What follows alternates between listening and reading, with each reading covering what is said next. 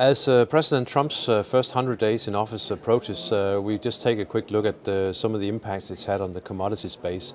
Really, it's been the metal sector that's primarily been reacting to the election last November, but also in the aftermath of some of the policy announcement, or probably more lack of policy announcement.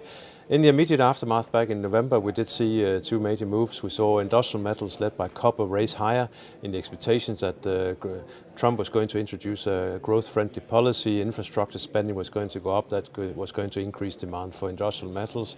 At the same time, the safe haven demand that we saw in gold ahead of the election faded very fast, and we saw gold sell off quite rapidly.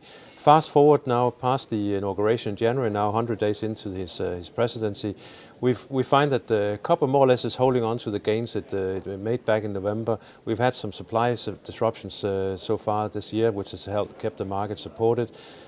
But if we look at gold, we're more or less at the same price that we were on the night before the election. We're trading at just around the 1270 area or 1260 area. We went as high as 1270 back before the election. So gold is more or less back to unchanged. We've seen a bit of a very big roller coaster in between. We sold off dramatically in the aftermath into the middle of December. But since then, the so-called reflation trade has started to fade somewhat. Inflation is subdued. Growth is relatively subdued as well. Expectations for what Trump can achieve at this stage is probably also quite subdued. So that's really left gold to be able to focus on other areas. And there we've had, especially throughout this month of April, we've had some geopolitical worries around the world, which has been keeping the market supported.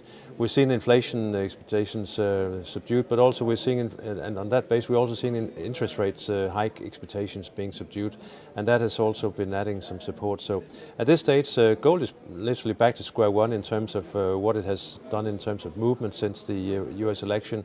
Where do we go from here? Well, we are still in a bit of a neutral stage here because we failed to break above 1290 earlier this month. That was really a key level. That's a downtrend from 2011.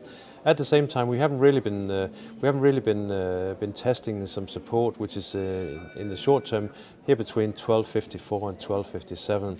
So a break either side will give us some additional clues about where we go from here. I think the fact that we didn't sell off more dramatically after the French election result just recently does indicate that there is still an underlying bid in the market. Should Trump manage to succeed with his tax reform, it could potentially bring some negativity back into gold because it does raise the risk of inflation because you're putting more money into the pockets of Americans.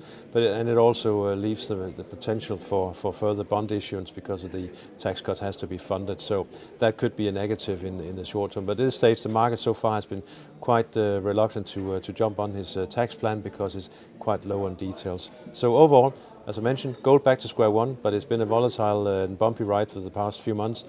Trump presidency has caused quite a bit of that.